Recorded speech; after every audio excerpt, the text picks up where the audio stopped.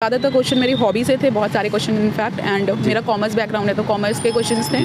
तो ये मेरा फिफ्थ अटेम्प्ट था। फिफ्थ अटेम्प्ट हाँ था। जी। तो फिफ्थ अटेम्प्ट में मेंस कितनी बार आपने? दो नहीं, मेरा प्रीलिम्स भी 2 बार हुआ है, दोनों बार मेंस क्वालिफाइड हुआ है, दोनों बार इंटरव्यू तक पहुंची हूँ। तो सर मैं यही कहूँगी कि अपना जो मोटो है लगा के रखे, आपके एग्जाम की डेट क्या है उस चीज़ पे पूरी फोकस रखेंगे। हाँ, इस डेट को एग्जाम है, जो भी फैक्ट है, रेलेवेंट फैक्ट्स हैं उसको तैयार करें प्रीलिम्स के पहले। एंड मेंस के टाइम पे मेंस 365 है और आपका जो बेसिक चाहे एनसीईआरटी से हो चाहे कोचिंग के नोट्स में जो भी है प्रहार है, इन सब से कर ले। और इंटरव्यू की तो खास कोई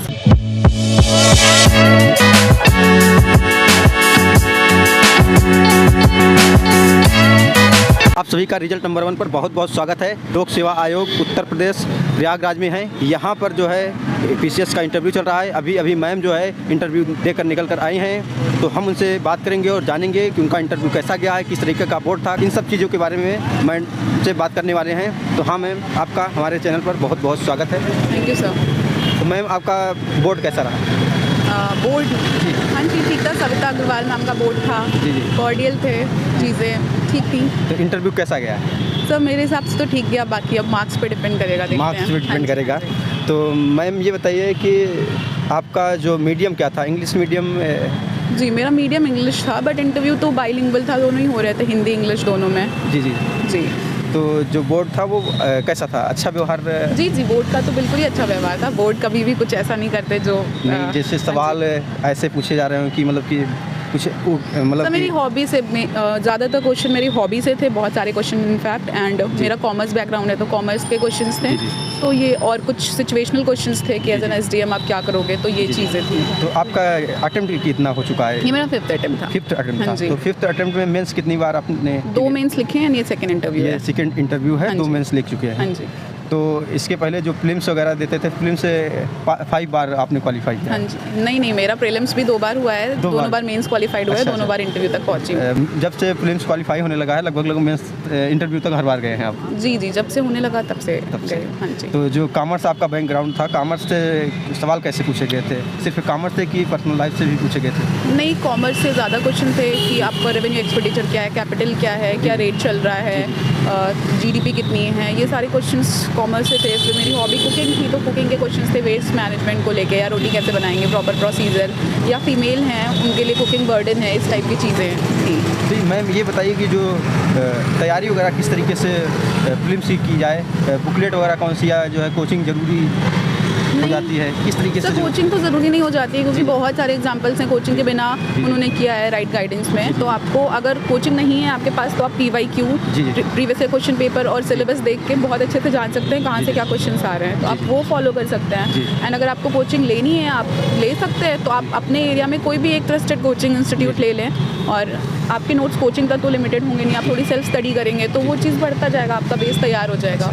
नोट्स वगैरह जैसे कि बात करें कि नोट्स कौन सी कोचिंग या किससे की जो है नोट्स ज़्यादा बेनिफिटेड है, आप लोगों ने पढ़ाई की है तो उससे आपको लाभ हुआ होगा, कौन सी प्रिपेयर कर रहे हैं? सर मेरी प्रॉपर जो कोचिंग तो हुई है वो तो विजन से मैंने ली थी यूपीएससी के लिए, तो वो मेरा बेस रहता है। फिर एनसीईआरटी अपनी अलग है जो करनी है, कुछ बुक्स हैं, लक्ष्मीकांत हैं, ये सब तो हमें खुद ही करनी है। नहीं, जैसे एनसीईआरटी का अगर विस्तृत पढ़ना पड़े तो विस्तृत के 6 से बताया जाता है, 6 से एनसीईआरटी जितनी है उसे पढ़ा जाए फिल्म्स के लिए, तो बड़ा लंबा सिलेबस हो जाता है, बड़ा सिलेबस हो जाता है। एक्चुअली ऐसा नहीं होता है, मतलब जब आप एनसीईआरटी देखेंगे तो होगा क्या कि 6 से आपने एंशिएंट पढ़ी, फिर 7th 8th बहुत ही मतलब आप बुक्स कैटेगराइज कर लेना कि ये जीएस ज्योग्राफी की है, ये इसकी है। इनफैक्ट ज्योग्राफी के लिए तो लोग कहते हैं 11th 12th भी सफिशिएंट है। तो आप ऐसा कर सकते हैं, जब आप कैटेगराइज करेंगे ना, वो सुनने में लग रहा है 6 से 12th तक का, बट एक्चुअली इतना ज़्यादा है नहीं, इसलिए बहुत फ्लो है उसमें। बताते हैं कि जो है कि जो राइटेड मतलब लिखी गई एनसीईआरटी के अलावा जो उस पर सेलेक्टेड चीज़ें निकाल कर लिखी गई हैं वो प्रीफर करना ज़्यादा। अगर आपकी कोचिंग है, आपको बेसिक अच्छे से आता है तो आप ज़रूर ये कर लीजिए भाई, आपको बेसिक चीज़ें आती है तो आप एनसीईआरटी समरी कर लीजिए, बट मेरा पर्सनल ये है कि आप 1 बार 2 बार तो ज़रूर एनसीईआरटी करिए। ये बताइए जो इंटरव्यू के समय में क्या करंट से भी क्वेश्चन उठाए जा रहे थे, जो पर्सनल लाइफ से या जो समाज से रिलेटेड क्वेश्चन है जो इस समय मुद्दा चल रहा है उससे भी क्वेश्चन उठाए गए थे कि नहीं? एक्चुअली मेरे साथ नहीं हुआ, मेरा क्वेश्चन ज़्यादा सिचुएशन और मेरी हॉबीज़ और मेरी चीज़ों को लेकर था, कॉमर्स को।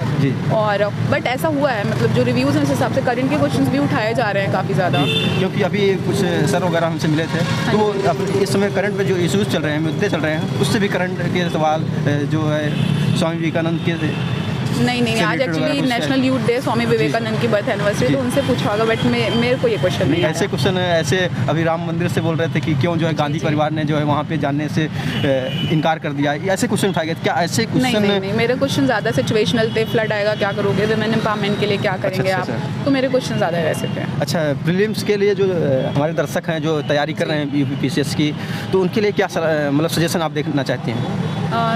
जो भी बच्चे कर रहे हैं, तो मैं ये कहूँगी कि प्रीलिम्स की प्रिपरेशन, प्रीलिम्स एग्जाम से 2-2.5 महीने पहले तो बिल्कुल शुरू कर दें। फिर करंट के लिए आप घटना चक्र या घटना सार दोनों को फॉलो कर सकते हैं, कोई एक भी सफिशिएंट है, जो भी आपको ठीक लगे। उसके बाद आप जीएस के लिए PYQ आती है घटना चक्र की, उसका नाम मुझे एग्जैक्टली नहीं आ रहा है, पर PYQ है पूरा, वो आप कर लीजिए, तो ये PYQ से काफ़ी हेल्प मिल जाती है। फिर करंट कुछ डेटा फैक्ट्स जो टीचर्स बहुत पूछते हैं, उनके लिए बहुत ज़्यादा ऑनलाइन वीडियोज़ अवेलेबल है, ब्रेक टाइम क्लासेस के हैं, ASU UPSC के हैं, तो आप वो फॉलो कर सकते हैं। मैम ये बताइए, जो ऑप्शनल था पहले, ऑप्शनल हटने से क्या मतलब डिफरेंस आया है? क्या छात्रों को फ़ायदा हो रहा है उससे हटने से, कि नुकसान हो रहा है, क्या ऐसा लगा आप? सर मुझे तो नुकसान नहीं लग रहा है। अब यूपी का पेपर है, यूपी पीछे से, तो हम एज अ कैंडिडेट, बहुत अच्छी बात है, यूपी के बारे में डिटेल में जानते होंगे, चाहे वो थ्योरी हो फिर प्रैक्टिकल, तो हमें ऑन जॉब पता चलेगा। और दूसरी चीज़ की मेरा ऑप्शनल था पहले पब्लिक एडमिनिस्ट्रेशन, और मैं कम्प्लीटली उसे ब्लेम नहीं करूँगी, but one of the reasons था जो मैं अभी तक थोड़ा पीछे रह जा रही थी। तो अब इस बार देखते हैं, मुझे लगता है फ़ायदा ही होगा यूपी स्पेशल ऐड होने से, मतलब कि जो ऑप्शनल हटने से फ़ायदा ही होगा। जी, सबको फ़ायदा होगा।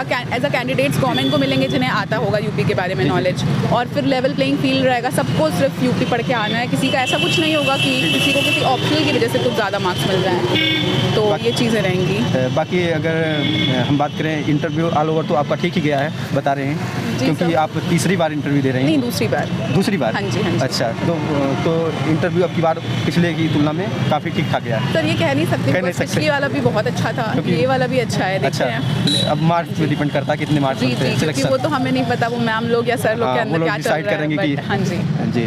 तो बाकी हमारे दर्शकों को एक शब्द में जो तैयारी कर रहे हैं, उनको एक शब्द में इस तैयारी के लिए क्या कहेंगे, किस तरीके से डेडिकेट रहें, कि मतलब कि उनका?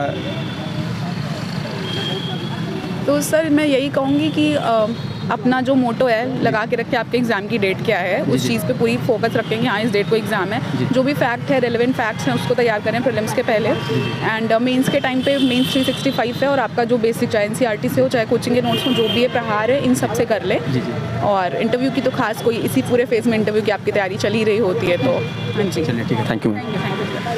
मैम से बात कर कैसा लगा, आप कमेंट बॉक्स में हमें कमेंट कर सकते हैं, और ये बता सकते हैं कि क्वेश्चन कैसे लगे आपको, मैम ने जो जानकारी दी वो कैसी लगी, और ये भी कमेंट ज़रूर करिएगा कि किस तरीके से जो है क्वेश्चन आप कर रहे हैं, जो आप प्रीलिम्स वगैरह दे रहे हैं, उसमें आपका गड़बड़ हो जा रहा है, नहीं निकल पा रहा है, उसके बारे में अगर कोई जानकारी छूट गई हो तो आप कमेंट ज़रूर करिएगा, ताकि हम जो है नेक्स्ट जो है कैंडिडेट से इसके बारे में ज़रूर पूछें और आपको वो जानकारी मिल सके, ताकि आप अपनी तैयारी में 4 चांद लगा सकें। जय हिंद।